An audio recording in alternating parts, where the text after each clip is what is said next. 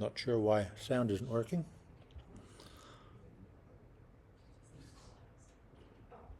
Oh, because I turned it down. Off the tags. Attempt number 2. Does Mythbusters still exist? Did you watch it when you were kids? No? Guess it's quite a good idea for a show. Do you actually watch TV? People your age? Yeah? Streaming? Real TV? That's a very good sign. It looks like the cylinder flew straight and true, but did it have enough thrust to crack the wall?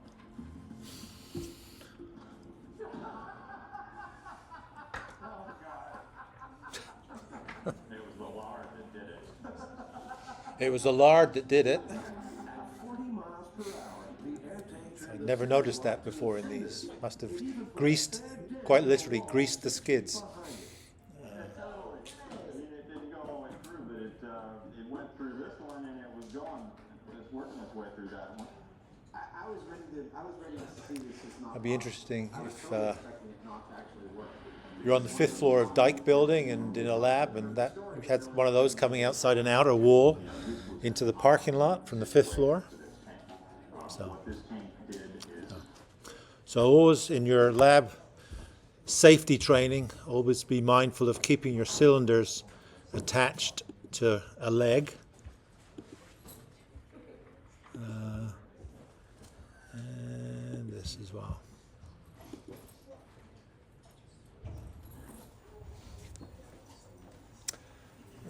I can't remember whether this is the one. I think it's in New Zealand.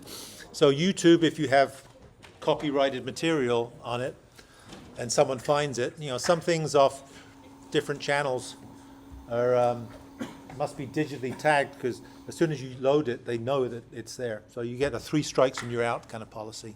So if you have something that someone writes a claim against, then they can either get the data from who've used that video, numbers of people, etc., number of views, or they give you 3 months, and if you get 2 more strikes, then you're out. This was one of them from someone in New Zealand, I think it is. Quite a clever idea. I think using basically a washing machine motor and putting a Pelton wheel on it and having water come down a hillside, a little mini hydroelectric project that goes into the, you see it, almost generating a kilowatt at 4 liters a second.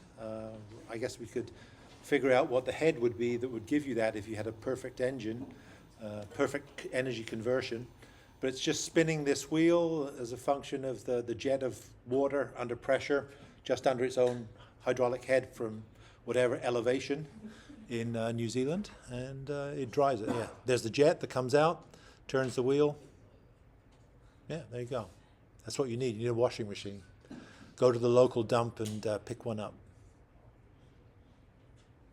I'm not sure what else it talks. Well, I guess it talks about the electrical connections you need to be able to do that.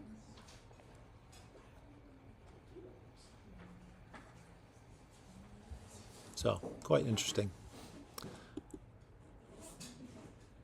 Yeah, and then the big thing in the energy transition is if you make all this power and the duck curve, you have to use it straight away. You can't store electrical power energy very easily. So you have to do things like use electrolysis to turn it to hydrogen and store hydrogen, use pump storage schemes. I never knew until a few years ago that Pennsylvania has its own pump storage scheme up on the Allegheny. I forget what it's called now. And again, momentum in systems, a so-called monitor, water monitor. I think we haven't done the example yet, but you see the monitor has some angled bends in it to be able to take care of countering the momentum, to hold it back. It reduces the force that you have to apply to this. So this would have been common. I don't know whether these are still used. They're used in alluvial mining. So in the California gold rush, 1849, I guess. 49ers must be named for that. All the gold deposits in California were eroded from the Sierra Nevada and deposited in alluvial deposits, and the gold was available in these river deposits, which are just soils that can stand vertically, maybe tens or not 100 meters tall, but quite tall, and then you just erode them and then process them. And again, I guess you use gravity separation. Gold's more dense than the other minerals that you have in there, so you shift them around in a pan, or you otherwise centrifugally separate them based on their density, and then come away with the flecks of gold. So that kind of starts us off for today. I guess the two examples that we'll look at today to see how we analyze them with what we have would be Ghostbusters for the case of the flying cylinder. And so we have the tools now to be able to do that. It's not a steady state problem, and we said that we were only dealing with steady state problems. It's not a steady state problem because you can attach yourself to the moving cylinder, so it's kind of steady state, but of course there's no replenishment of fluid inside for the stuff that's coming out. So it has to be that the pressure inside is dropping with time. So even though you can attach it to yourself to it, obviously if you attach yourself to it, it will run out of juice at some time if it keeps on going. It doesn't hit walls, and will be depleted of pressure and therefore stop. And so it's not quite steady state. It doesn't continue in perpetuity. And the other thing that we'll talk about is our friend the Pelton wheel. This is a good enough example. And you saw a more modern one in the example for the washing machine. But in this case, turning linear momentum into rotational momentum. We won't deal with the rotational stuff today, but we'll deal with that on Friday. And so we'll talk about these two as examples today. So that's our plan for today. And I'll stop that. Okay. In terms of housekeeping. So presentation titles are due this week. I might have screwed up because if you put in this presentation title already, it might be wiped out because I changed it from individual submissions to group submissions. Actually, it was Kieran's question the other day, I think. And so if you can, re-enter your title, if you would. That's my bad, but that'd be good. So now we only have 20 titles instead of 80 potentially, or 88 or whatever we have in the class. So that's that. The review is available online as of yesterday. As answered this morning, the questions are from weeks 3, 5, and 7, so it covers that span. Just happens that the intervening ones don't really have the material, but it's kind of a continuum. The review session goes through those problems. Week 3 is forces on structures. The question is one that has occurred before in a previous exam and similar to something we did in class. The 5 is Bernoulli equation. Yeah, it's been a previous question, but maybe a long time ago. And it was certainly something we did in class. Not just you saw in class online, but we did in class. And the week 7 one, the stuff that we'll talk today is relevant to that. So the week 7, Bernoulli for week 5 is linear Bernoulli, not rotational Bernoulli, normal to streamline Bernoulli. And these things are all said in the review. And the one on momentum conservation is linear momentum, not rotational momentum. We'll talk about rotational momentum on Friday. Not enough whiskey last night, clearly. So, yeah, that's it. Questions? And it's not next week, it's week 9. So it would be 2 weeks this past Monday. First one's right. Okay. Monday, Wednesday, and Friday.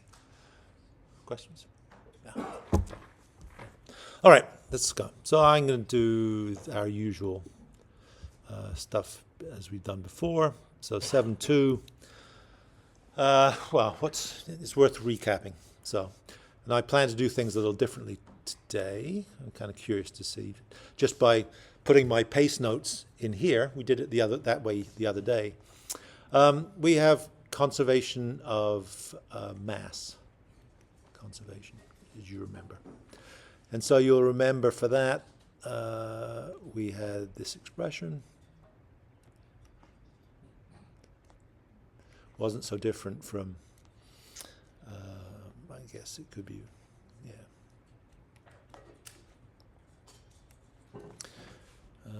W2, W1, and our expression was rho V dot plus rho dot V plus sum of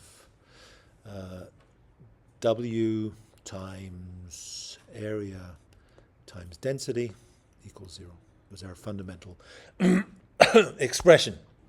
If it's steady state, then these first terms go out because there's no accumulation of a growing density in the control volume, and the control volume isn't getting larger. So that steady state is always given by just this last expression, and this is always velocity relative to the external boundary, whether it's moving or not. We know that this would be positive because it's outwards. We know that this one is negative because it's mass in. So the sign convention is if volume is growing or if density is increasing, if volume is increasing or density is increasing, those are positive. If mass rate out is positive and mass rate in is negative. So we use that to be able to define that. And so we spent some time on that. We then, instead of using the fact that B is equal to mass and B is equal to mass over mass, in Reynolds transport theorem, we used conservation of linear momentum, which is what this is. So for momentum, we used B is equal to momentum, mass times velocity, not volume, but mass times velocity. And therefore, our extensive property is that. Our so-called intensive property is just momentum over per unit mass. And we did these substitutions. And as a result of these substitutions, this turned into force is equal to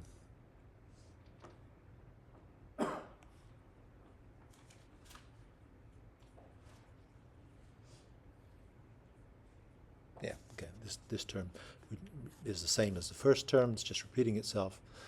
We assumed that we're not going to look at unsteady problems, and so this was just equal to the velocity times the normal to the boundary velocity times area times density.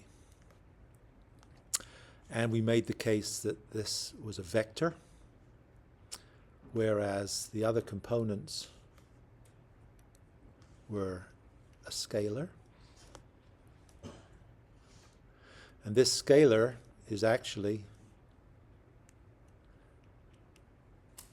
the rate of mass flow. And it's exactly the same as this term here. Mass flow rate. So the units of this are in kilograms per second, as it was here.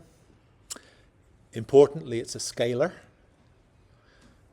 while the prefactor is a vector that's multiplying this. And so that's the expression that we're dealing with. And so when we manipulated it, we ended up with this expression here. This is just a repeat of this. These are vectors. This is a vector. This is a vector. And this together is a scalar, which is mass flow rate. And so we could write that out if we wanted to as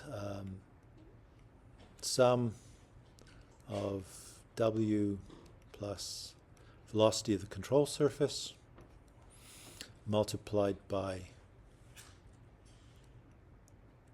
mass flow rate equals forces.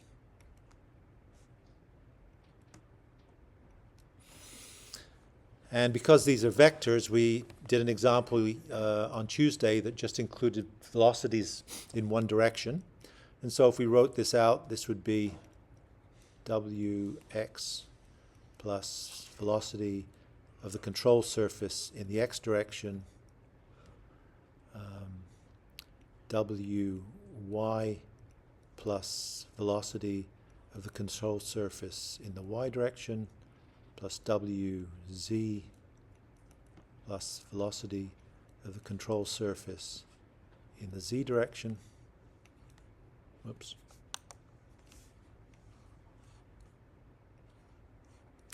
Multiplied by mass flow rate equals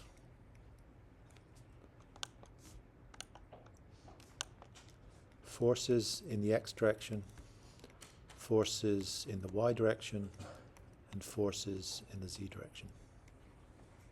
And so typically we take one of those expressions, as we did last time. We solved for the undershot weir, if you remember, and we just used the top equation. We solved in the x direction, just to remind you of it. I'll shift back. We'll come back to this. We did it by hand, right? Lots of stuff we didn't talk about, yeah. So, in other words, we're only resolving for forces in the x direction. So we had the linear distribution of pressure with depth, which is a force, which we could resolve in the horizontal direction, the velocity upstream, and in the control volume, the linear distribution of pressure in the downstream as this keeps on going to hold it back, and also the velocity downstream. So those were the velocities that we dealt with. So we resolved only in the x direction. So we'll typically choose one direction to resolve in, or two directions if we wish to. So that's that. So that is useful to deal with. So, right. So we can think of this in these terms. So this happens to be for moving and steady. So in other words, steady means that it's steady state, and moving means that something could be traveling at some velocity, as we actually did the example last time with the moving vane. If it's steady, it reduces to being something a little easier, even if it's moving, and that is that it's just W mass flow rate equals force. These are vectors. And the reason for that is that if you think about it, if a control surface is moving, and we'll do this today to explain it. So our control surface for the Bernoulli equation, we did the Pelton wheel example using Bernoulli. So I suppose this could be the velocity in, this could be the velocity out. And if we have the wheel, or the sled, I guess, or whatever you want to call it, moving at velocity of the control surface, we know by definition, steady state means that the sum of the mass flow rates have to equal zero, right? So mass flow rate in equals mass flow rate out. In mathematical parlance, I guess, is that the sum of the flow rates have to be, when you add them together, because they're positive and negative, they have to be equal to zero. So if this is equal to zero, this velocity of the control surface is always just a single velocity in one direction. So if you multiply something that sums to zero by a constant, even if it's calculated at different places around this contour, this is still going to be true, and so we lose this term. So if you're solving steady problems, you can always get them from, it'll always look something like relative velocity times relative velocity dot n times area times density. So this whole term here is mass flow rate times a magnitude is equal to forces. And it would be the sum of these components, and they would be, if you take one component, they would be in the x directions. Actually, no, that's not, this is not in the x direction, right? So let's do some examples to make it. So bottom line, if we're dealing with steady problems, you can always use this. If you're dealing with unsteady problems, you have to use the full form, which is, if unsteady. And so unsteady is the Mythbusters gas cylinder. It's going to be W plus velocity of the control surface multiplied by mass flow rate equals sum of forces. So that's important. And these would be Wx. All right? So, jetpack we've already done. So I just scribbled these down so I don't have to write them out. This stuff here are the examples we probably won't do today.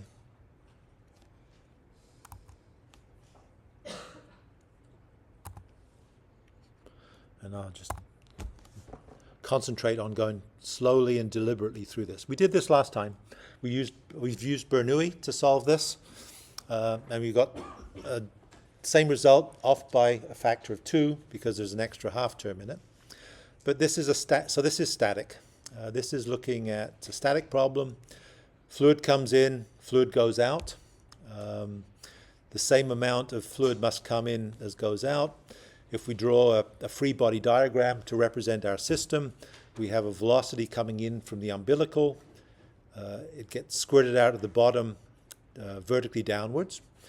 We make life easy for ourselves if we think of it coming in horizontally, because this is 90 degrees, and therefore components of things that are 90 orthogonal to each other don't exist, right? Forces, if you resolve forces in this direction, if there's a force in this direction, it has no component in this direction.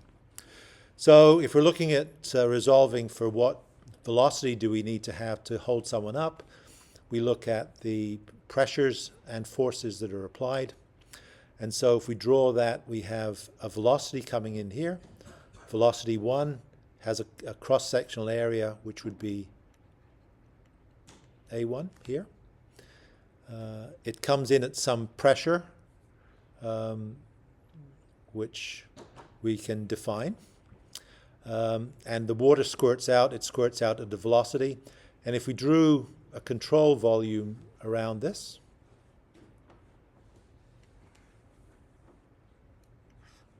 I'm going to erase it in a second after I've done it. If we have a control volume around it, like that, then this is the pressure that's acting on this surface, this is the pressure that's acting on this surface. So we usually did them in green, and maybe I can be very fancy here. Let's see if I can do it. What did we do? We did pressures in green, didn't we? Let's see if this works.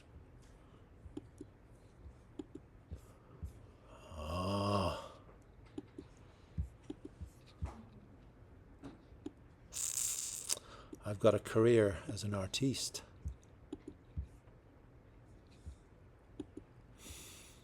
The pressures are uniform, so it's a high pressure. We don't care what the change with elevation is, which would be triangular, because this pressure presumably is so large. We could imagine that.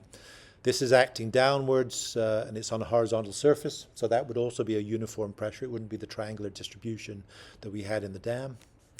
And if we look at the writing out the expression we want to write out is exactly this. Forces are equal to the sum of velocity relative to the boundary times the mass flow rate. We're only interested in lifting this guy up. We don't need to know what velocity he's moving with, so we just need to resolve in the z direction. So we can just take the components that are the forces acting in the system and the momentum change that's acting in this system. The velocity is normal to the boundary. It's the same as the fluid velocity squirting out.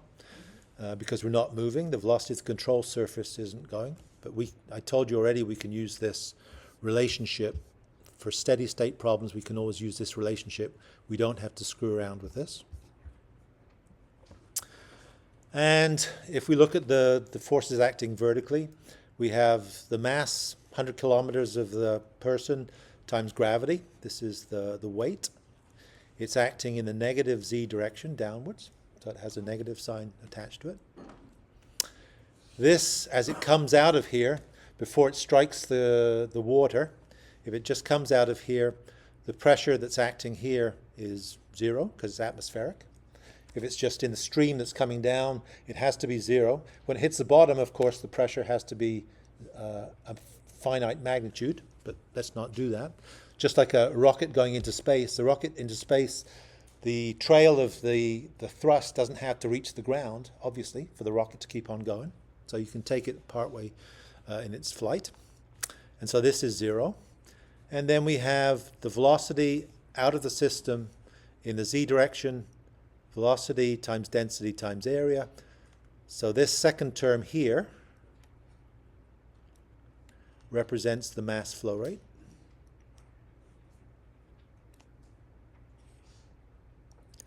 And we have to choose the appropriate sign convention. So for mass flow rate, outwards, out of the control system is positive. This is going outwards. If we drew the unit normal on this, the unit normal would look like this. It's in the same orientation as that, so this is positive. And the velocity too, in terms of the Cartesian coordinate system, is negative v2. And so if we look at resolving those, this term on the right-hand side is negative, this term on the left-hand side is negative. Drop the minus signs, and it just becomes this. And so if the term that we want to know what the velocity is that we need to be able to hold up a 100 kilogram person, or 90 kilogram or 50 kilogram person. And just by rearranging it, we get mass, gravity, density, and area squared. So the units of this should match up. You can check that they're right. I'm pretty sure they're right. And that's it. So that's how we use it. Okay? And I think when we did it last time, there's a factor of 2 in there when we used Bernoulli. But we ended up with exactly the same expression. And of course, we did it when it hit the ground here. We assumed that there was no height and that the pressure, all the velocity, V2, that was hitting this ground, or V1 from up here, turned into a pressure P2, was the way we did it with Bernoulli. And we're off by a factor of 2. I don't really know why, but need to think about that, I guess. But anyway, you get the same result, ostensibly. Okay? So,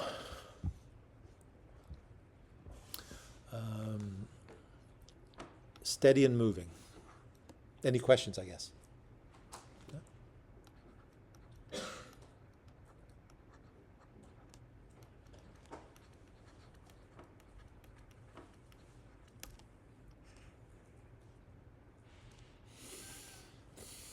So we made the point that if it's steady state, regardless of whether it's moving, we can use the sum of the velocities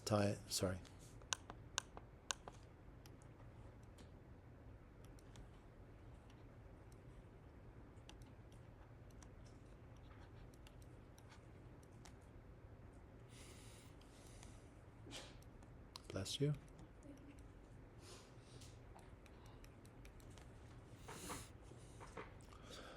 I went to Thanos' class the other day. I was surprised that for a Greek guy, his sigmas were not very good. If you know Thanos. Thanasis, yes.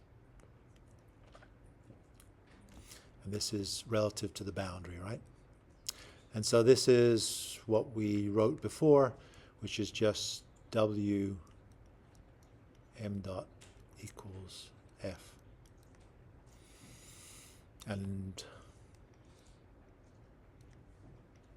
if we write it just in the x direction, it looks like this, right? I don't know why I need to be so crowded since I've got lots of space here. So here's the problem. You have a vane. This is the Pelton wheel.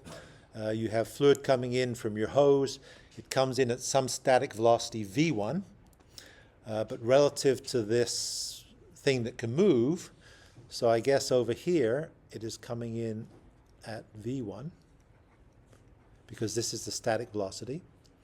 And we know that w1 plus the velocity of the control surface is equal to v1, right? This is static hose, comes out at whatever velocity. This is the velocity it comes out of the hose at. But if we draw a control volume around this vane, which is this region here, then we're interested in the velocity that it comes across here. If the vane is anchored, then this velocity v1 is the same as that. But if it's moving, it will be different because it has a velocity. So I guess I drew it up here, right? So this is the picture here. W plus CS equals V static. So we're drawing the control surface around the vane. We're allowing the vane to translate across the room. It's on frictionless runners, and we have to account for the behavior. We want to calculate what force we have to apply to hold it. If we do that, we can write out our momentum balance equation. We know that it's steady state. So mass flow rate in equals mass flow rate out, which is stated as that, and which is the same as this. And so if we write the equations out in the x direction, sum of forces in x equal the sum of the momentum in the x direction as well. We can write it out in terms of what we had before. So if we write it out in terms of this, which I've done, we're going to throw away one of the terms. So we write it out, with this term in here, and then split the two terms from each other, right? So this is the relative velocity times mass flow rate plus the velocity of the control surface times mass flow rate. It's steady state, so the mass rates all sum to 0. So this is all, the sum of these are always 0, and the velocity is just a constant. In other words, this part of the boundary is going at this velocity, this part of the boundary is, this part of the boundary is, this boundary. It's just a single constant value. So this term drops out. So we didn't really need to do this intermediate step.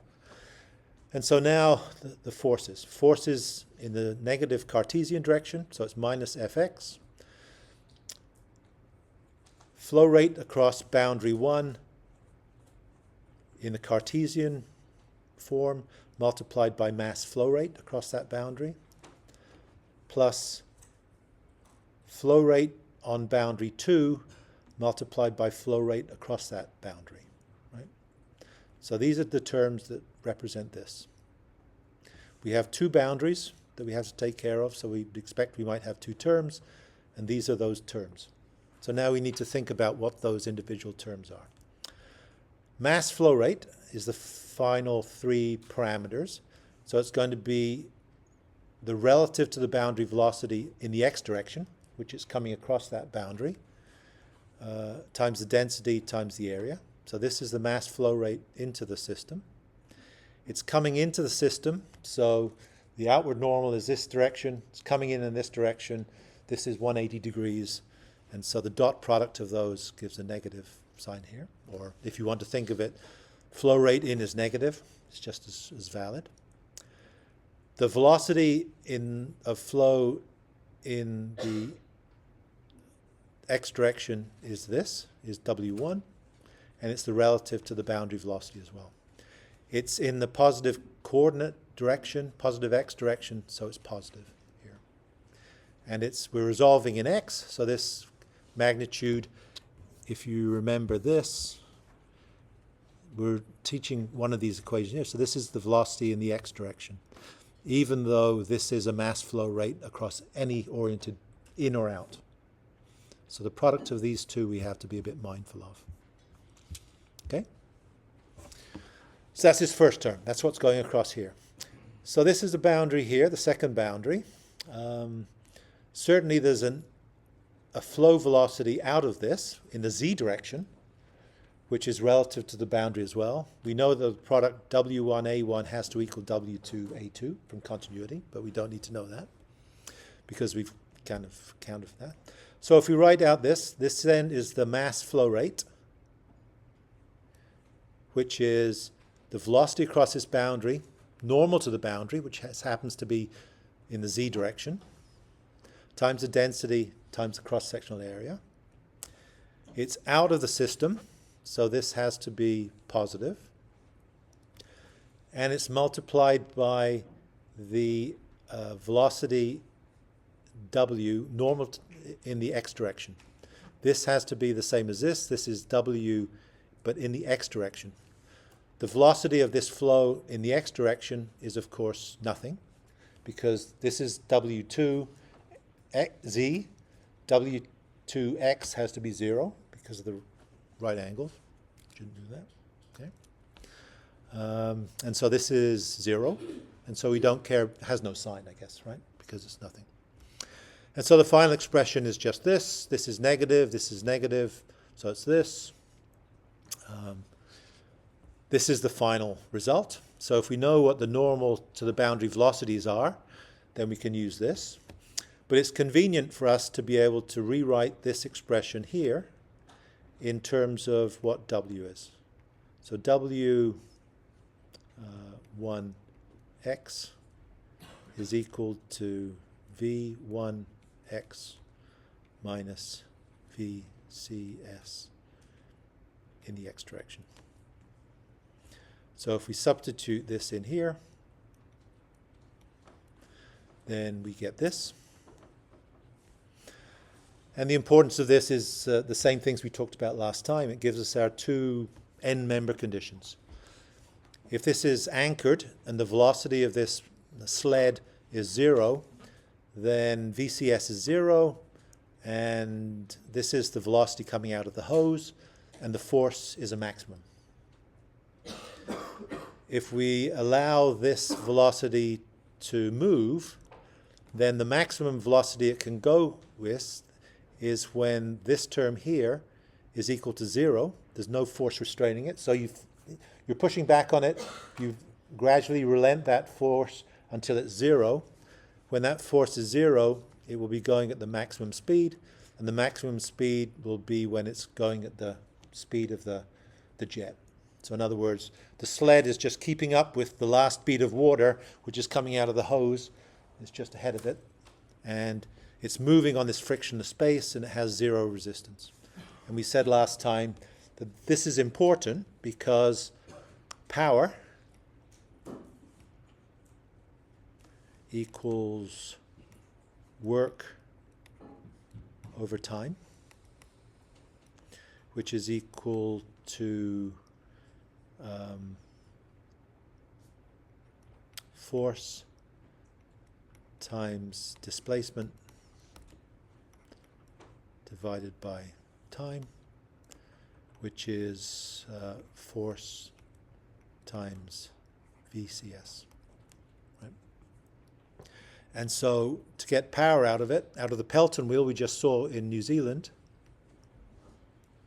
power is if the force is equal to 0 because it's going at the same velocity as the jet of water, there's no power. If it's held absolutely static, so there's no velocity, the power also is 0. And so somewhere between those is the happy medium where you're actually making energy out of it. Yeah.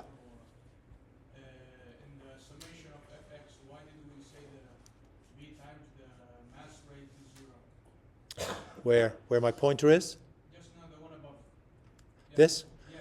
Because we know that this term here is equal to 0, sums to 0.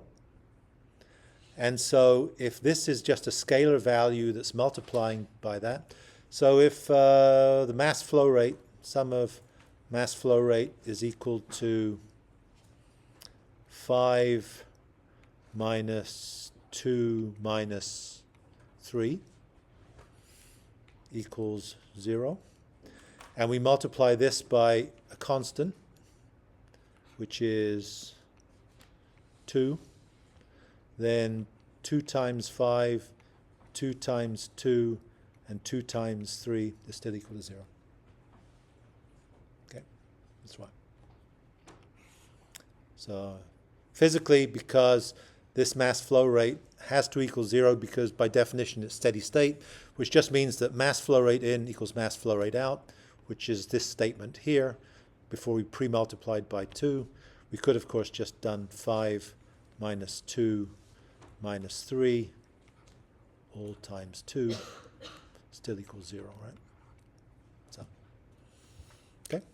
So it's kind of useful to show this. So that's another type example. So we've done steady state, mass flow rate in, mass flow rate out. We don't care what this pressure is in this particular case, of course, because even though there's a force attached to this pressure, it's acting in the x direction, and the component of that is 0 in the z direction. So if this was angled, I guess we'd have to worry about it, but we don't in this particular case. So static, non-moving, VCS equals 0, and steady state is sum of mass flow rates equals 0. Static and steady. So this was steady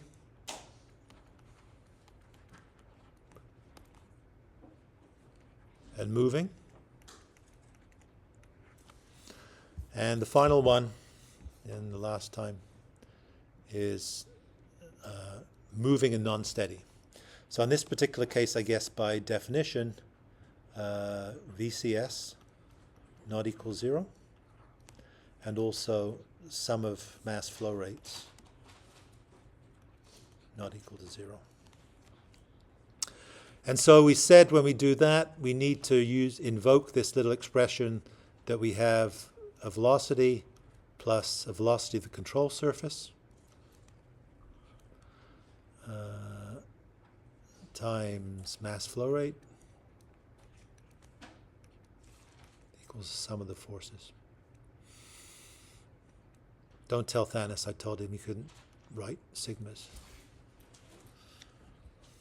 Okay. I'm going to make it a bit bigger because I can do that, I think. Actually, I can't really. So here's the deal. This is our expression. We're keeping this term here. We need to keep it because we have net flow out. This is my bad drawing of the gas cylinder with its head on the top, protective valve that gets knocked off. We have a pressure inside the cylinder. It's coming out at a velocity where the pressure is 0. So if we were to write Bernoulli, and we have those 2 points, which are an internal velocity, an internal pressure, and we don't need an area yet. And we have an external velocity, an external pressure, and an external elevation, I guess. So we first can solve Bernoulli. So what do we know? We know the pressure. Pressure in gas cylinders, you can't get them above about 70 MPa, so we know what that would be. It's not 0. That would be gauge pressure. We know that the fluid in here is static, essentially, because it's in a container. We know that the elevations of this point and this point are roughly the same, so they're not make them 0. We know that the pressure where it comes out is atmospheric, because the pressure in all directions has to be the same. And atmospheric is 0 if we're using gauge pressure for this, but the velocity is very definitely not 0. And so we can solve Bernoulli. We have two terms. If we know the internal pressure, 70 MPa, I remember was about a good upper limit for a gas cylinder, full gas cylinder, we can solve for V2. So now we want to know what the force is that we have to hold it. It's going to be exactly the same as the vane. If we hold it, then static, the maximum force will be applied by the jet. If we let it go, there's no force, and the maximum velocity will be what we calculate as the velocity of the control surface. So we write out the relationship here. I will make it larger now so we can see it. We need to include this term here, and so we can write it for this particular case. Force we're applying is to stop it moving. Fx is drawn this way is positive because it's in the positive x direction. And we have to figure out what these other terms are. We only have one jet coming out of it. There's no velocity inside. So the control surface we draw around this would be something like this.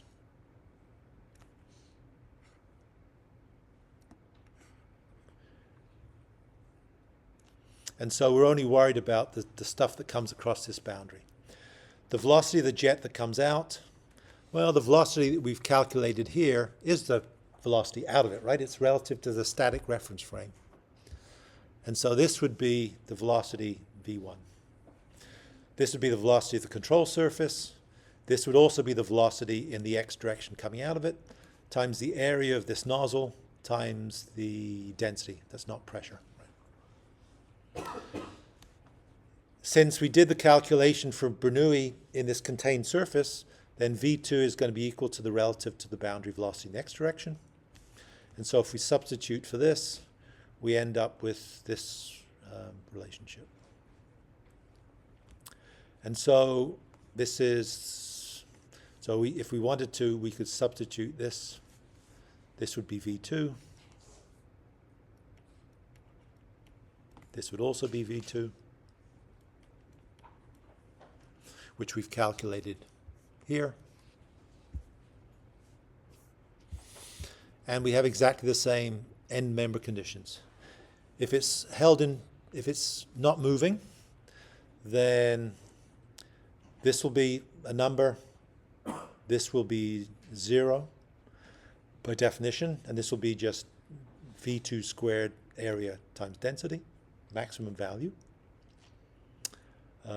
This velocity out of here for this term is going to be positive. This is also out of the volume, so this is also positive, right? This whole term. We didn't state that, but that's the case. If they're both the same value, I guess it doesn't matter whether they're negative or positive because you're squaring them, and so that it would work out to be positive anyway. And the case where you let it go is it will choose its own velocity. And if you let it go, then this is still V2. You don't know what this is. This is still V2.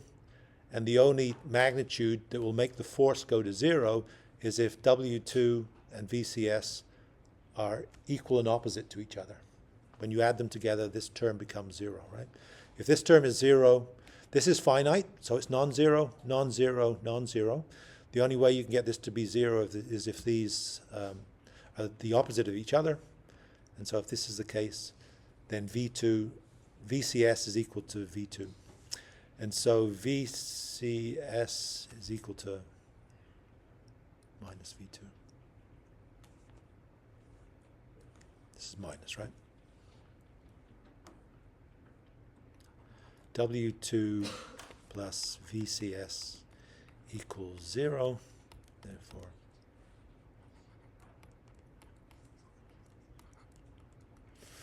and of course that's what you'd expect. If you release this, you'd expect it to move in this direction, which is negative x. Okay, so, a bit convoluted, but it's good to be able to make the case. So I guess the bottom line, I guess any questions first of all, and everything crystal, as they say, crystal clear. The bottom line, just to go back to this, is if it's steady and moving.